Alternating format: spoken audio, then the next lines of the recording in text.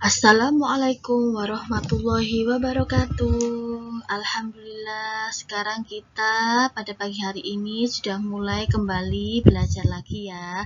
Nah, untuk saat ini kita akan belajar tentang bahasa Indonesia, tentang menentukan sebuah ide pokok dalam satu paragraf. Sebelum Budiah menjelaskan apa itu ide pokok dan lain-lainnya, yuk kita membaca doa bersama-sama ya. Tangannya diangkat dulu. A'udzu billahi minasyaitonir rajim. Bismillahirrahmanirrahim. Alhamdulillahi rabbil alamin. Ar-Rahmanir-Rahim. Maliki yaumiddin. Iyyaka na'budu wa iyyaka nasta'in. Ihdinas syiratal mustaqim.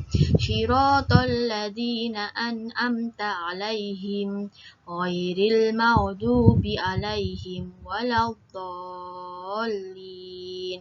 Amin. Doa mau belajar. Bismillahirrahmanirrahim. Raditu billahi robba wa bil islami dina wa bi Muhammadin nabiyya wa rasula. Rabbi zidni ilma warzuqni fahma bi rahmatika ya arhamar rahimin. Amin. Nah, sebelum kita menentukan ide pokok, alangkah baiknya kita mengetahui paragraf dulu ya. Nah, paragraf itu apa sih? Paragraf itu adalah kumpulan kalimat yang biasanya mempunyai satu ide pokok dan cara penulisannya sedikit menjorok ke bagian dalam atau menggunakan garis baru. Nah, nama lain dari paragraf itu adalah alinea. Nah, contoh paragraf di sini. Kalian lihat pada buku tematik kalian itu ada organ gerak manusia dan hewan. Nah, di situ ada beberapa paragraf. Cuman Budiah hanya mencontohkan sebagian saja paragraf yang atas. Nah, di situ. Nah, apa itu paragraf? Nah, ini adalah paragraf. Paragraf adalah tulisannya yang menjorok ke dalam. Nih, tulisannya menjorok ke dalam. Nah, ini paragraf. Di dalam sebuah paragraf terdapat beberapa kalimat. Nah, kita hitung sama-sama. Paragraf 1. Nah, ini paragraf 1. Ada berapa kalimat? Kalimat itu ditandai terakhirnya dengan titik. Nah, jadi kalimat itu terakhirnya ditandai dengan titik. Nah, ada berapa kalimat di paragraf pertama? Kita hitung sama-sama. 1. Titiknya sampai mana ya? Oh, sini. Nah, ini ada 1. Ada 1 kalimat. Kemudian kita hitung lagi kalimatnya lagi. 2. Ini sampai mana ya? Lihat sampai ada titik lah. Sampai ada titik di sini. Lah, sampai sini. Nah, ini kalimat kedua. Kemudian lagi kita cari lagi kalimatnya. Mana kalimatnya lagi? Nah, ini. Nah, sampai dengan titik. Ada titik di mana titik? Nah, ini sampai sini. Lah, berarti di paragraf pertama, ayo mana paragraf? Ini paragraf, ini paragraf. Paragraf pertama ada berapa kalimat tadi? Di paragraf pertama ada 3 kalimat. Kemudian di dalam bawahnya lagi. Nah, ini di bawah ini ada paragraf kedua. Nah, tulisannya yang menjorok-menjorok. Ini ya, yang menjorok-menjorok ini.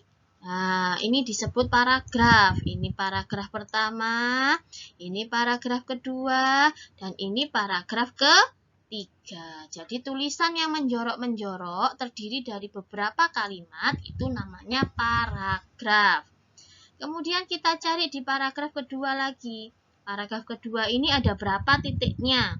Ada berapa kalimat? Nah, dicari ya. Nah, ada berapa kalimat ini di sini? Ini mulai gerak pada manusia dan hewan menggunakan organ gerak yang tersusun dalam sistem gerak. Titik ini sini, 1 titik. Nah, kemudian lagi organ gerak berguna untuk berjalan. Nah, ini koma ya. Ini tanda koma, bukan titik. Kemudian sampai mana? Oh, sampai akhir. Berarti paragraf kedua ada 2 kalimat. Begitu seterusnya ya. Paham ya? Nah, sekarang kita akan mengetahui tentang pengertian ide pokok. Ide pokok disebut dengan gagasan utama, yakni topik utama yang harus ada di setiap paragraf.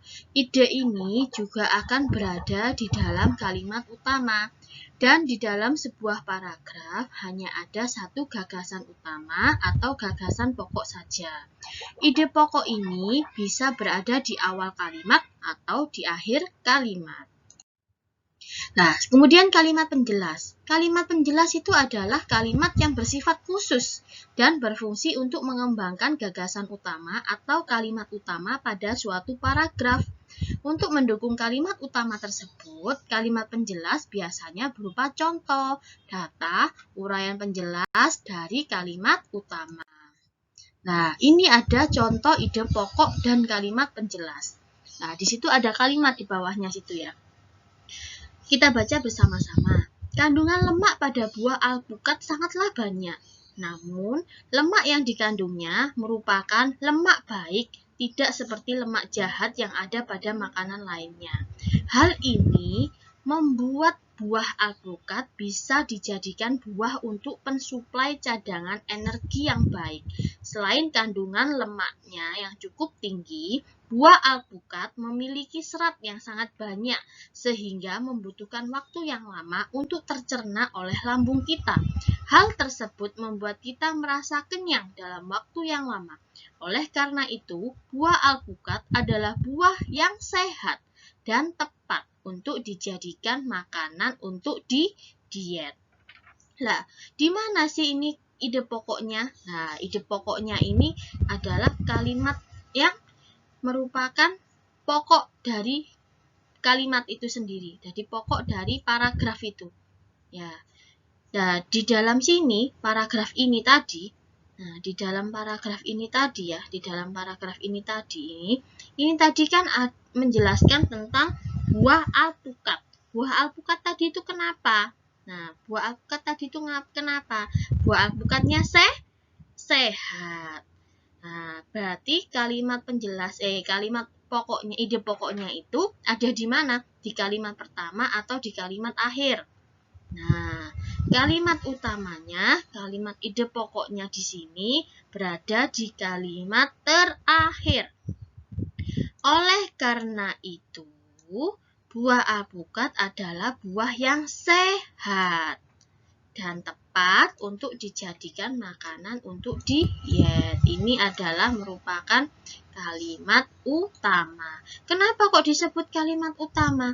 Nah, karena di sini, di kalimat yang atasnya itu tadi merupakan kalimat-kalimat penjelas. Nah, kalimat atas ini, yang atas ini merupakan kalimat penjelas. Kalimat penjelas ini tadi mengandung penjelasan dari kalimat utama. Nah, semuanya ini merupakan kalimat penjelasan dari kalimat utama, penjelasan dari buah alpukat itu buah yang sehat. Nah, kenapa buah yang sehat? Nah, kenapa buah itu buah sehat? Nah, di sini dijelaskan. Karena kandungan lemak pada buah alpukat sangat banyak. Nah, namun lemak yang dikandungnya merupakan lemak baik. Selain kandungan lemak yang cukup tinggi, buah alpukat memiliki serat yang sangat banyak. Nah, ini dijelaskan. Penjelasan dari kalimat utama namanya kalimat penjelas. Nah, mengerti ya? Nah, kemudian Budia kasih contoh lagi di buku tema kalian tentang organ gerak manusia dan hewan. Nah, dicari ini paragraf pertama. Paragraf pertama dari bacaan organ gerak manusia dan hewan. Mana yang termasuk ide pokok dan mana yang termasuk kalimat penjelasnya? Nah, ini kita baca ya. Salah satu ciri dari makhluk hidup adalah bergerak. Secara umum, gerak dapat diartikan berpindah tempat atau berubah posisi sebagian atau seluruh bagian dari tubuh. Makhluk hidup akan bergerak apabila ada rangsangan yang mengenai sebagian atau seluruh bagian tubuhnya. Nah, jika kita mencari sebuah ide pokok, jelaskan lagi kembali pada Budia. Jelaskan kembali sama Budia. Kalau kita mencari ide pokok, kita membaca kalimat pertama saja dan juga kalimat terakhir. Jadi ini mungkin kalimatnya sedikit ya, tapi nanti kalau paragrafnya kalimatnya yang banyak, kalian cukup membaca kalimat pertama saja dan kalimat yang terakhir. Nah, ini kalimat terakhirnya di sini. Nah, cukup kalian baca kalimat pertama atau terakhir. Nah, ide pokoknya ada di mana? Antara kalimat pertama atau kalimat terakhir. Di kalimat pertama atau di kalimat terakhir. Lah, kita baca di kalimat pertama, salah satu ciri dari makhluk hidup adalah bergerak. Oh, cuma sedikit. Kemudian kita yang ini, yang kalimat terakhir. Makhluk hidup akan bergerak apabila ada rangsangan. Tuh, di sini ada bergerak, di sini juga ada bergerak. Tapi yang terakhir, makhluk hidup akan bergerak apabila ada rangsangan. Merupakan kalimat penjelas karena dia di situ sudah menjabarkan. Nah, dia akan bergerak karena apabila ada Nah, di situ kalimatnya menjabarkan. Nah, berarti kalimat utamanya ada di ide pokoknya ada di kalimat pertama. Jadi ide pokoknya ini ada di kalimat pertama. Karena di sini dia tidak menjabarkan apapun kalimatnya. Hanya salah satu ciri makhluk hidup adalah bergerak. Jadi ide pokok itu adalah kalimat yang tidak menjabarkan apapun. Kalimat pokok, kalimat utamanya. Nah, sedangkan kalimat penjelas adalah kalimat yang menjabarkan dari ide pokok. Nah, tugas kalian sekarang adalah buka buku paket kalian tematik halaman 4.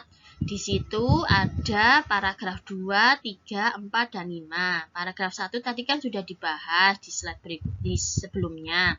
Nah, kalian cari di situ pada paragraf 2, ide pokoknya apa, kalimat pengembangnya apa. Ya, ide pokok yang mana? Cerita yang mana? Cerita organ gerak manusia dan hewan.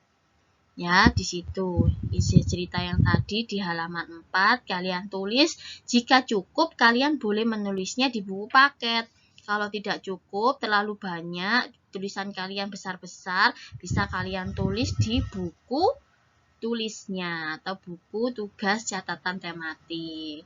Setelah itu, seperti biasa, kalian bisa foto bukunya, hasilnya kalian mengerjakan, kemudian kalian bisa share ke grup atau japri ke WA-nya Budia. Oke, terima kasih. Selamat mengerjakan tugas pada halaman 4.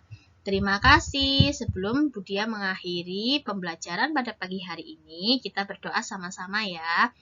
A'udzu billahi minasyaitonir rajim. Bismillahirrahmanirrahim. Wal asri innal insana lafi khusri illal ladzina amanu wa amilus solihati wa tawasau bil haqqi wa tawasau bis sabri. Subhanakallahumma wa bihamdika asyhadu an la ilaha illa anta astaghfiruka wa atubu ilaik. Amin. Terima kasih. Selamat menjalankan tugas. Selamat menjalankan aktivitas hari ini. Wassalamualaikum warahmatullahi wabarakatuh.